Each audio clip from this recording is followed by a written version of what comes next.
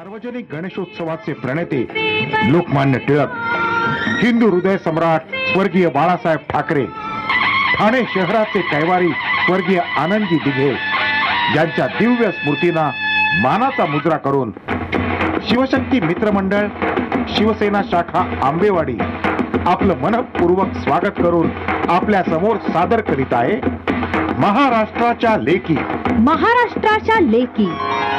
जिजाबाई शहाजी भोसले।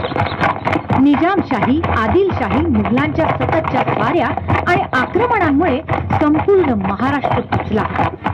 महाराष्ट्राला आसमानी सुलतानी संकटाचं ग्रहण लागलं होतं। दिशाहीन महाराष्ट्रातील जनतेला कोणीही वाली उरला नव्हता। दिवसा गवळ्या मुली बायकांवर अत्याचार होत होते।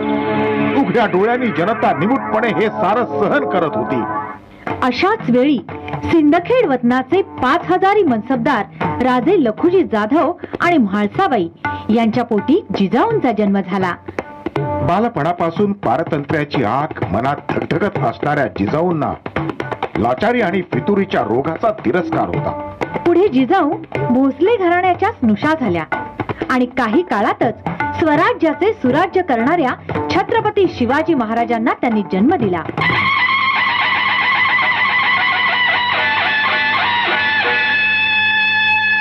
जिजाऊंनी शिवरायांवर संत विचारांचे संस्कार केले।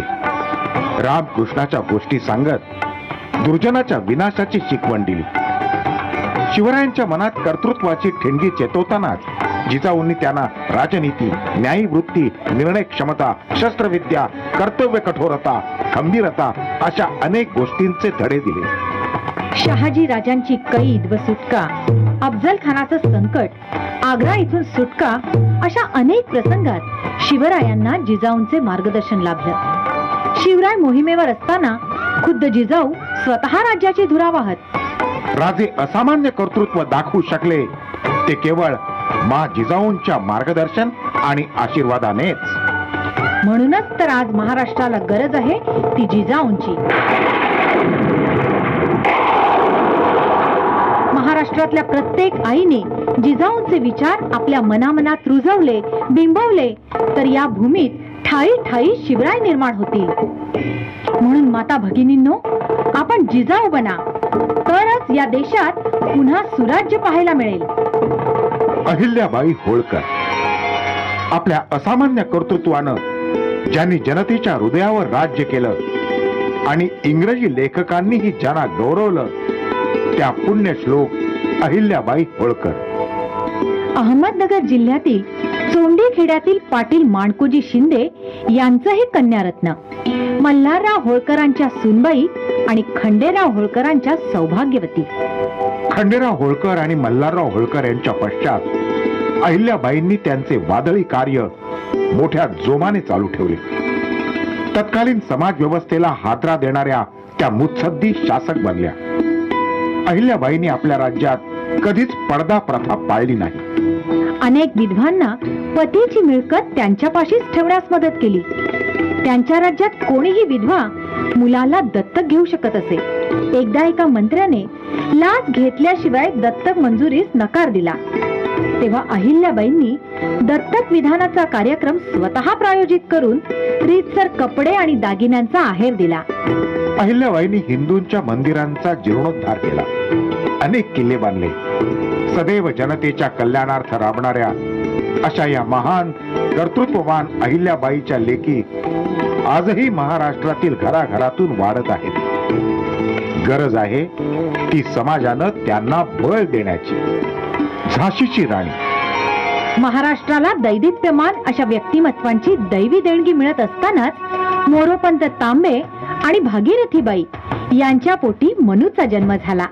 याच मनूने पुढे शूरवीर झाशीची राणी बनून क्रांतिकारकांची स्फूर्ती देवता म्हणून अढळस्थान प्राप्त केले।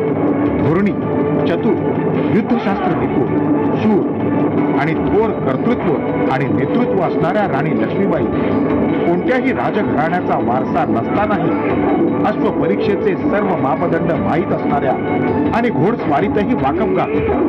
त्या काळी हिंदुस्थानात श्रीमंत नानासाहेब पेशवे, जयाजी शिंदे आणि झाशीची राणी या तिघांशिवाय कोणीही अचूक अश्व परीक्षा करत नसे। अष्टपैलू व्यक्तिमत्व असणाऱ्या राणी लक्ष्मीबाई मल्लखांब विद्येतही तरबेज होत्या. लक्ष्मीबाईंना पुत्ररत्नाचा लाभ झाला, पण नियतीला मात्र ते मान्य नव्हतं. 3 महिन्यातच काळाने त्यांची ही कळी हिरावून घेतली. पुढे त्यांनी वारसा हक्कासाठी अथक प्रयत्न करून वासुदेवराव नेवाळकरांच्या मुलाला दत्तक घेतलं. लक्ष्मीबाईंनी ईस्ट इंडिया कंपनीचा बेकायदेशीर कारभार चव्हाट्यावर आणला. झाशी संस्थान खालसा केले तर इंग्रजांना हिंदी जनतेच्या असंतोषाला सामोरे जावे लागेल असा इशाराही त्यांनी ब्रिटिशांना दिला. कंपनी सरकारच्या बेजबाबदार अनैतिक कृत्यांना त्यांनी आव्हान दिलं. भारताच्या पहिल्या स्वातंत्र्य लढ्याला स्फूर्ती देणाऱ्या त्या स्वातंत्र्य देवताच ठरल्या. दत्तक वारस नामंजूर करत लॉर्ड डलहौसीने झाशी संस्थान खालसा करण्याचा पवित्रा घेताच मेरी झाशी नहीं दूंगी असं म्हणत त्यांनी ब्रिटिश सत्तेला हादरा दिला. अशा या महान कर्तृत्वाला मानाचा मुजरा. सावित्रीबाई फुले महाराष्ट्राच्या समाज जीवनात जेव्हा विरोधाच्या भिंती कुजबुजू लागल्या, असंतोषाचे कड उतू लागले, तेव्हाच बंडाचा झेंडा हाती घेणारी एक क्रांती ज्योत जन्माला आली, सावित्रीबाई फुले.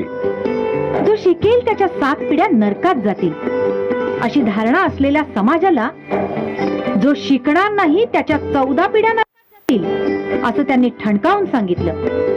1 जानेवारी 1848 मध्ये भिडेवाड्यात त्यांनी मुलींची पहिली शाळा काढली. म्हणूनच पहिल्या स्त्री शिक्षिका म्हणून त्याचा गौरव होतो.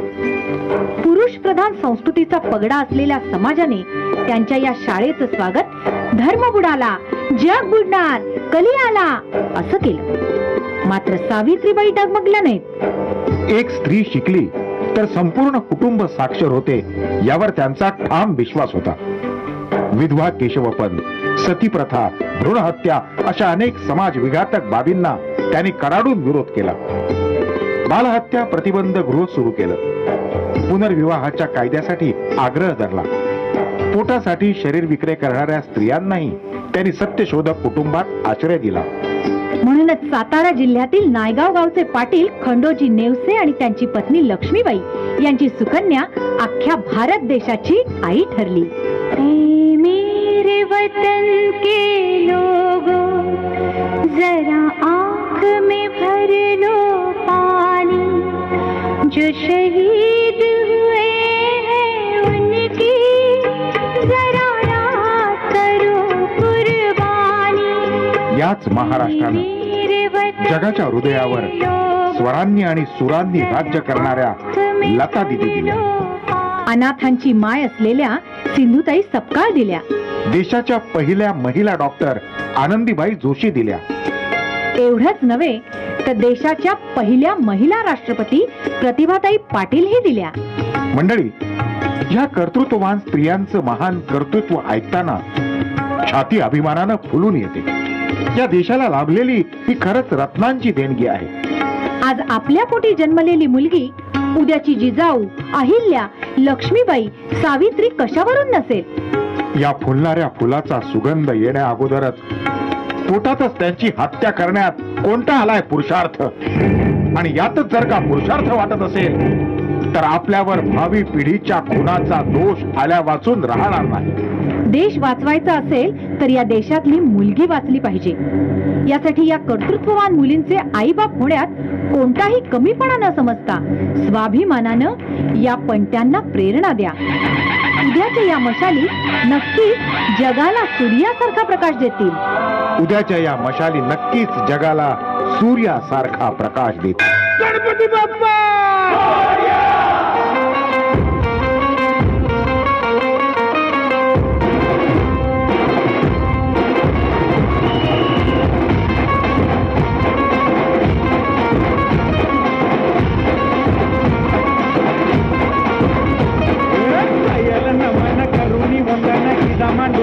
इदा देवाला, इदा गावाला, इदा पाटलाला, इदा मंडळीला आम्ही सांगतो नमन, तुम्ही ऐका हो कोणी जन. पयल नमन आम्ही करीतो वंदन, पयल नमन करीतो वंदन, तुम्ही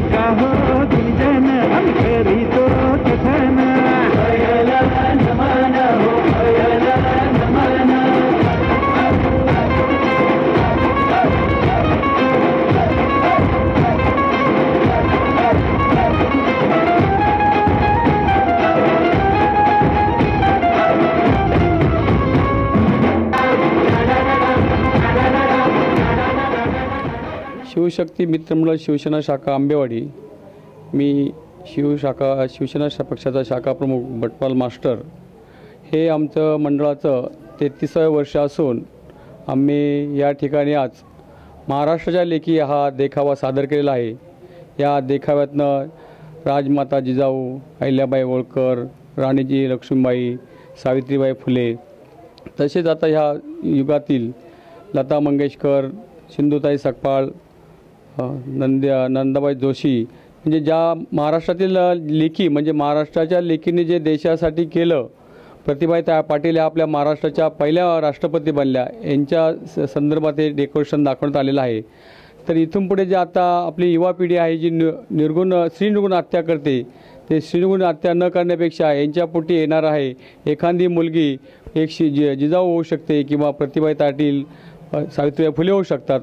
तर सर्व भक्तगणांना विनंती आहे की आपण या आमच्या शिवसेना शाखा आंबेवाडी शिवशक्ती मित्रमंडळ जो सार्वजनिक उत्सव दाखवलेला आहे, या मंडळास येऊन भेट द्यावी आणि जे आम्ही देखावा दाखवलेला आहे हा त्यांनी बघावा आणि आपल्या येणाऱ्या कलियुगामध्ये स्त्री हत्या किंवा भ्रूणहत्या ही थांबवावी अशी मी विनंती करतो. या ठिकाणी धुरी एक्सप्रेसची जी टीम आली आणि माझ्या श्री गणेशाचा देखावा केला आणि त्यांच्या इंटरनेटवर दाखवणार आहेत, त्याबद्दल मी माझ्या शिवशक्ती मित्राच्या वतीने आणि ठाणे जिल्हा शिवसेना शाखेच्या वतीने त्यांचं हार्दिक स्वागत करतो.